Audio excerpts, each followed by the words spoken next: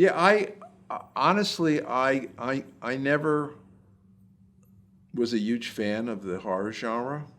Um, and my first film was sort of in the genre because New Line Cinema, who I had a long association with, the head of the company was sort of one of my best friends, um, and I'd done a lot of editing stuff. Whenever they needed any editing stuff, I would do that. I'd cut trailers and cut shortened films because the head of the company always thought every movie was too long,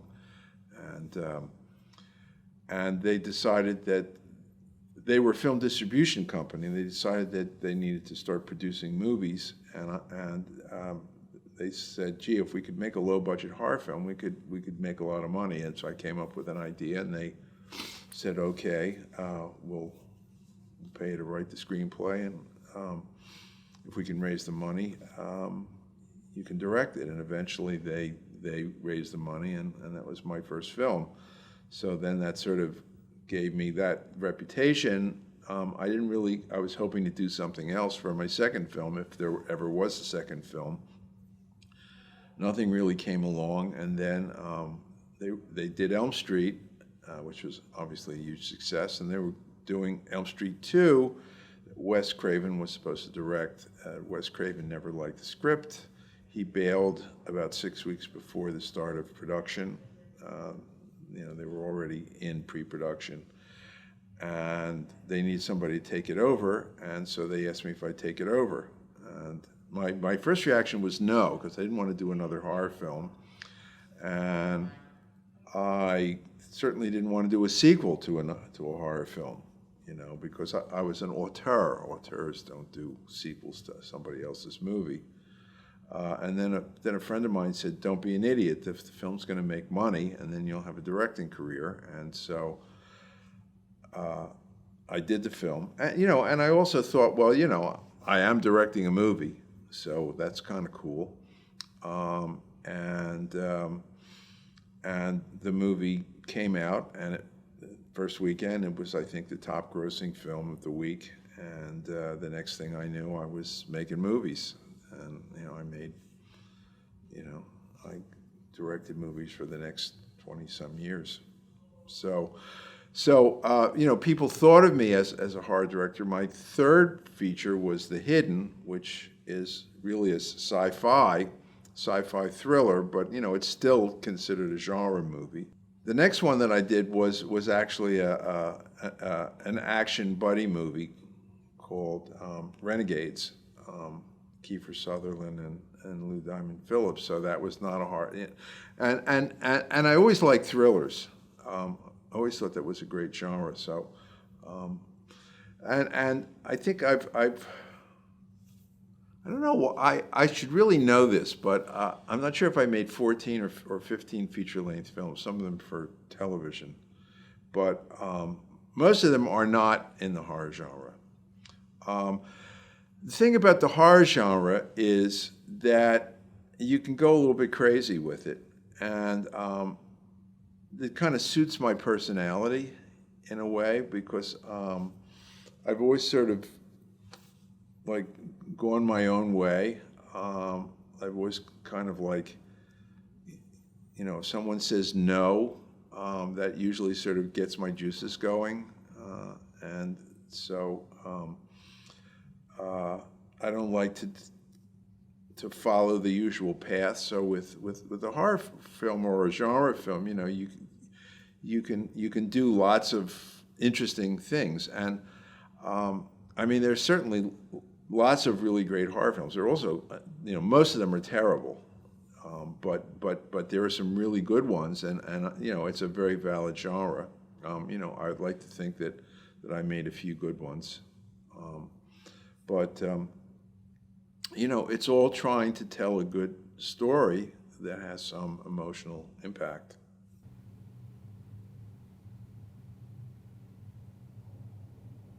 One of the things, I've had my films shown at various film festivals, European film festivals, and talking to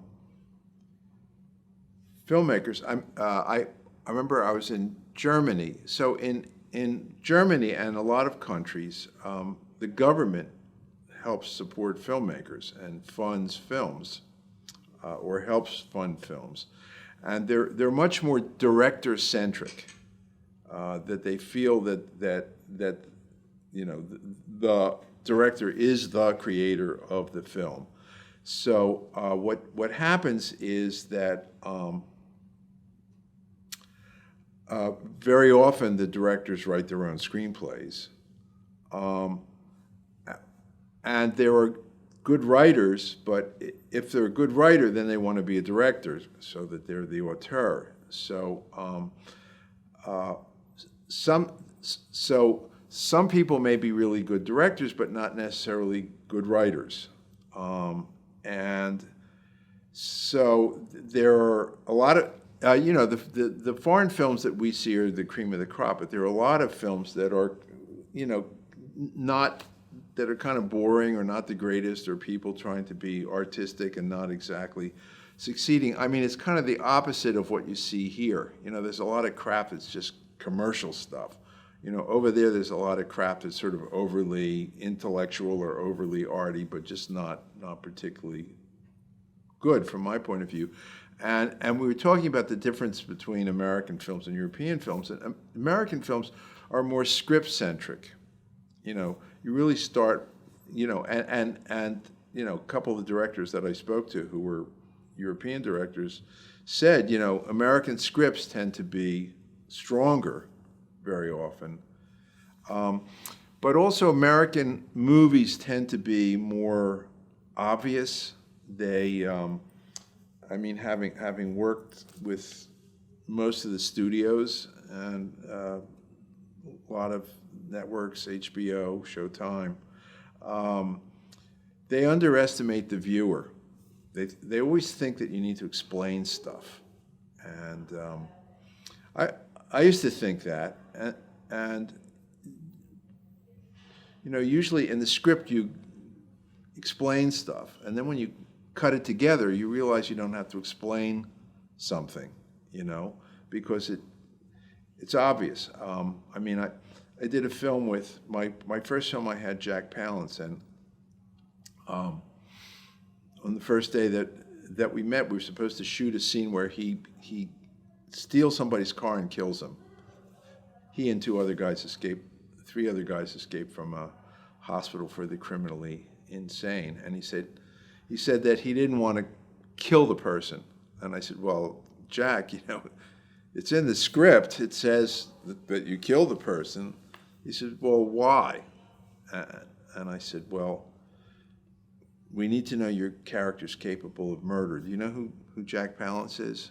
Okay, well, look him up. Anyway, he's played some of the greatest villains in film history, I think. If you watch, did you ever see the movie Shane, Western? Shane.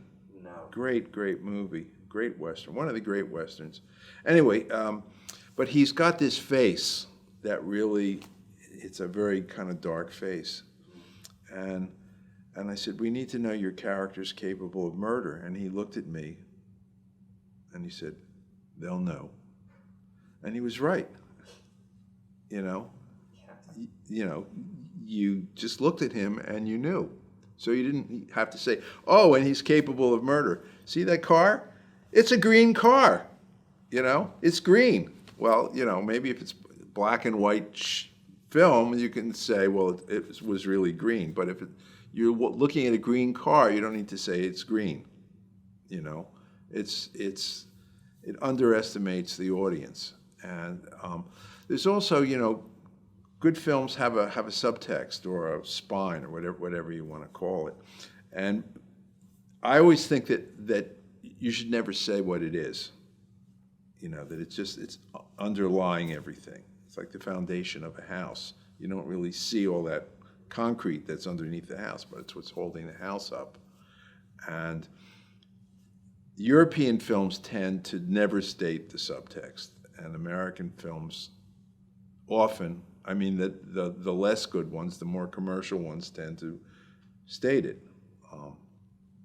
So or a little they assume the audience needs more help than they really need. There's a lot of great Korean ones. I saw one called, I think it was called I Saw the Devil or something. Well, it's not really, it's about a serial killer, but you know, it's a genre film.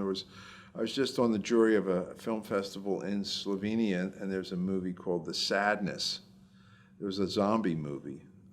Actually, some good zombie movies. 28 Days, really good movie. The movie called The Babadook that I thought was really good horror film. Let the Right One In, great movie. I mean, you know, there are good movies in all the genres. You know, there are great westerns, there are shitty westerns. You know, there are great rom-coms and there are shitty ones. You know, so if it's a good movie, it's a good movie. You know, it's like Duke Ellington said about music. He said, if it sounds good, it is good.